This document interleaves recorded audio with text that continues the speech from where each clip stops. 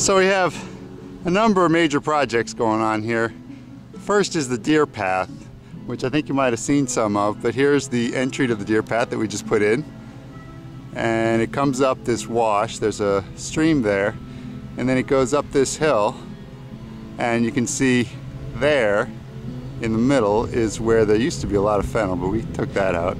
It's a beautiful path, and we're planting natives to take the place of the fennel, and hopefully they will take over now that we've gotten rid of that and we don't have the large grazers on the land.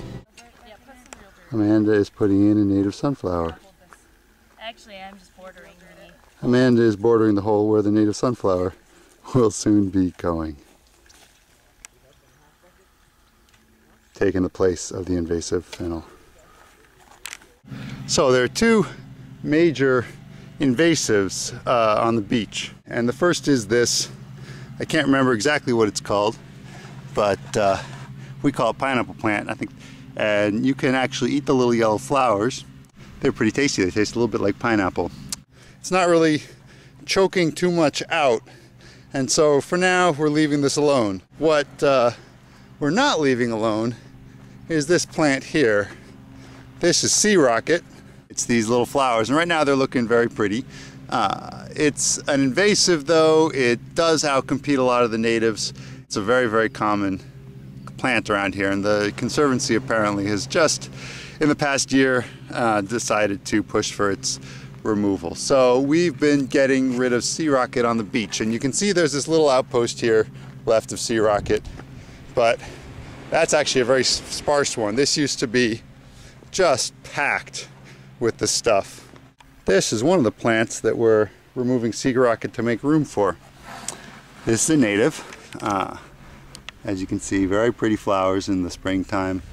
Very well adapted to the island, but doesn't take trampling very well, certainly not as well as sea rocket, and so as long as it's getting trod on, the sea rocket's going to beat this stuff out. Another one of the projects we've been working on this week is this outdoor classroom. But this sandy area was all full of plants that would, you know, they were prickly. You'd come out from snorkeling, you'd sit in here and want to learn something, but you'd be having thorns in your feet. So anyway, they brought in this log here today after we cleared this whole area of stones and plants.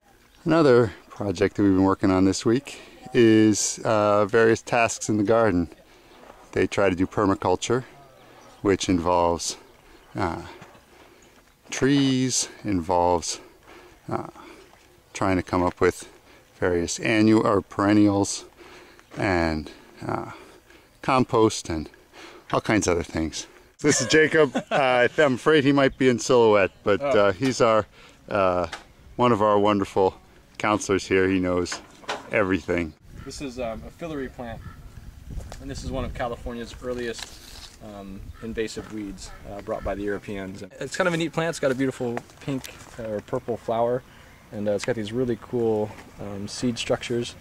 And it's also edible, which is probably partly why it's invasive, because the Native Americans definitely saw the advantage in having a plant like this, and probably cultivated it to some degree because it was tasty.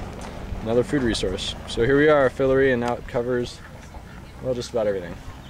But so it's not going to stand in the way of our elderberry here, though, so I have removed it. Very nice, thanks. Another of the projects we've been working on has been this amphitheater here. This is all covered in weeds, needed to be cleared, needed to be mulched. Here's some of the permaculture. You can see here some of the lemons that they're growing. They also have tangerines and oranges and limes and avocados and pretty much every other kind of tree. The other day we did some separating of these paradise plants.